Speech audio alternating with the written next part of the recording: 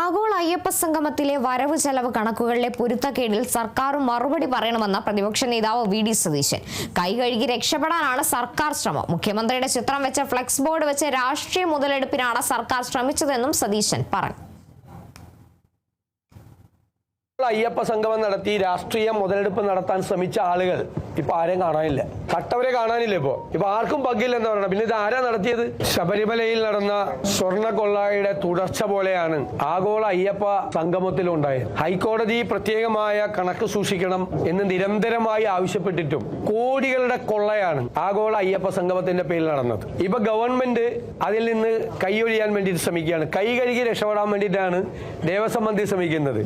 മുഖ്യമന്ത്രിയുടെ പടം വെച്ചുകൊണ്ട് കേരളം മുഴുവൻ ഫ്ലെക്സ് ബോർഡ് അടിച്ച് അതിൽ നിന്ന് PR വർക്ക് നടത്തി ശബരിമലയിൽ മാറ്റമുണ്ടാക്കും, അടിസ്ഥാന സൗകര്യങ്ങൾ വികസിപ്പിക്കും, ഇതൊരു വലിയൊരു തീർത്ഥാടന കേന്ദ്രമാക്കി മാറ്റും എന്നെല്ലാം അവകാശപ്പെട്ടുകൊണ്ട് രാഷ്ട്രീയ മുതലെടുപ്പിന് വേണ്ടി ആഗോള അയ്യപ്പ സംഗമം നടത്തിയവർ അവിടെ നടന്ന കൊള്ളയുടെ കഥകളാണ് ഇപ്പോൾ പുറത്തു വന്നുകൊണ്ടിരിക്കുന്നത്.